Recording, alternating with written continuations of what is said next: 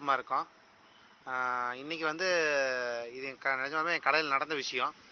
இந்த ஃபெவிகால் பார்த்தீங்கன்னா, 1 மாசமா வந்து என் கடையில வந்து அதிகமா சேல்ஸ் ஆயிட்டு இருக்குது.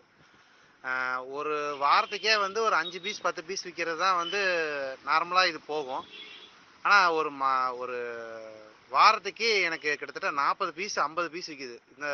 பார்த்தீங்கன்னா, இந்த 3 வாரத்துல மட்டும் கிட்டத்தட்ட 100 பீஸுக்கு மேல நான் வாங்கிட்டேன். இது என்னத்துனால வந்து இது அதிகமா பசங்க வாங்கிட்டு போறாங்கன்னு பார்த்தா, வெறும் 100 கிராம் டப்பா மட்டும் தான் வாங்குறாங்க.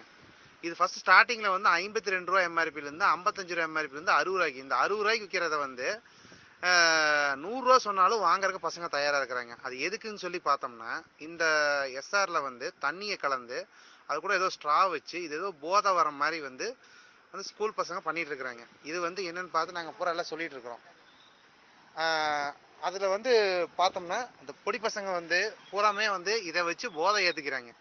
இது வந்து ஒரு 9 வயசு பசங்கள்ல இருந்து 12th படிக்கிற பசங்க வரைக்கும் எல்லாருமே வந்து இத வாங்க ஆரம்பிச்சுட்டாங்க. இப்ப நம்ம கடையில வந்து இது அதிகமா போயிட்டு இருக்கிறங்காட்டி வந்து இது ஏன் போகுது? எதுக்குன்னு சொல்லி ஒரு பையன புடிச்சு மிரட்டி கேட்டதுக்கு, அவன் வந்து இந்த டீட்டெயில் எல்லாம் சொன்னான். சொன்னதுல இருந்தே இந்த கடையில நான் விக்கிறதையே இத நிப்பாட்டிட்டேன்.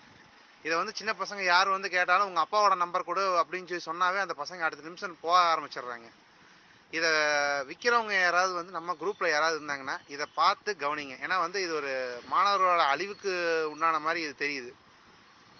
என்னால முடிஞ்சத என் கடையில விக்கிறதுக்கு இல்லாம நான் பண்ணிட்டேன்.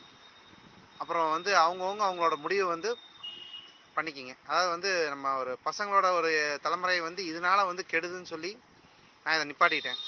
இத விக்கிறதையே நான் நிப்பாட்டிட்டேன்.